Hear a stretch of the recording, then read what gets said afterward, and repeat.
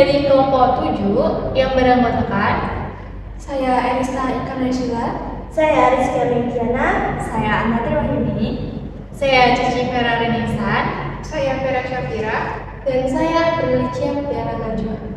Nah, di video kali ini kita akan ngobrol santai aja terkait masalah keuangan dan strategi dari Mentari Mart yang sudah kita observasi terlebih dahulu gitu. Jadi kita mulai aja ya.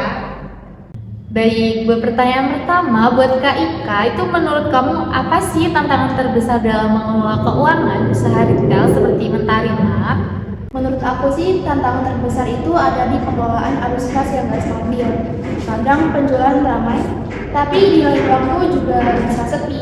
Selain itu, stok barang yang gak laku juga bisa menghambat perputaran uang. Oke, jadi gitu tanggapan dari Kak Ika.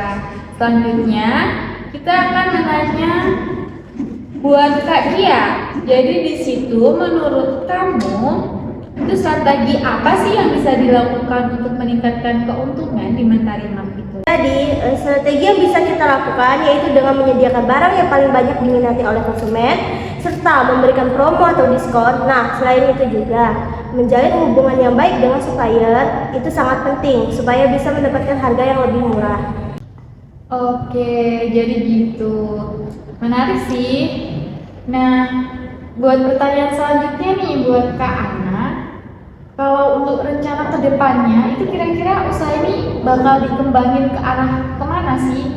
Nah, kalau menurut aku nih Kak, kedepannya usaha ini bisa dikembangkan dengan nambah variasi produk biar pilihannya itu lebih banyak untuk konsumennya. Nah, terus juga bisa mulai pakai sistem digital.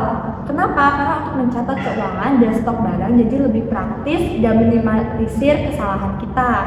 Nah, selain itu Kak, kita juga tuh Kak bisa promosi lewat sosial media juga. Itu sangatlah penting ya supaya bisa menjangkau lebih banyak pelanggan-pelanggan kita. Oke, menarik sih. Baik. Selanjutnya pertanyaan buat Kak Vera. Itu selama observasi kemarin, selain masalah keuangan, kita juga nemuin beberapa hal di lapangan.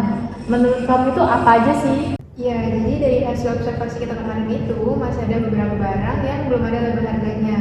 Nah, terus untuk harga juga masih banyak yang ditulis pakai kertas. Jadi kelihatannya kayak kurang rapi, terus juga gampang hilang gitu.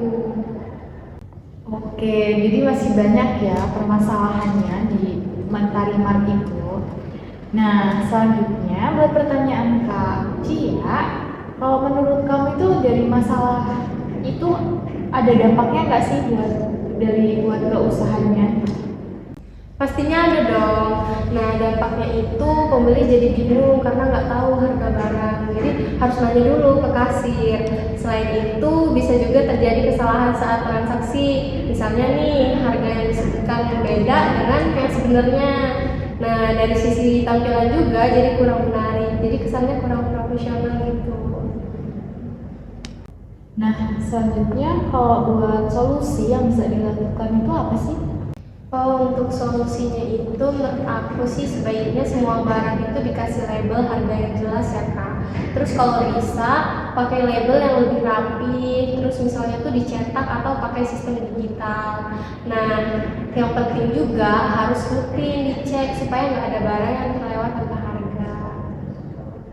Nah, jadi kesimpulannya itu dari pembahasan kita tadi itu bisa disimpulkan kalau pengelolaan keuangan itu sangat penting dalam usaha retail dan perlu strategi yang tepat supaya usaha ini bisa berjalan dengan lancar dan tetap menghasilkan keuntungan gitu. Nah, selain itu juga hal-hal kecil seperti label harga juga ternyata berpengaruh juga ya kepada kenyamanan pembeli. Nah, gitu. Nah, jadi itu aja obrolan kita di siang hari ini.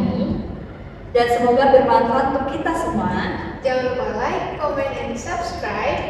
Kami tutup. Wassalamualaikum.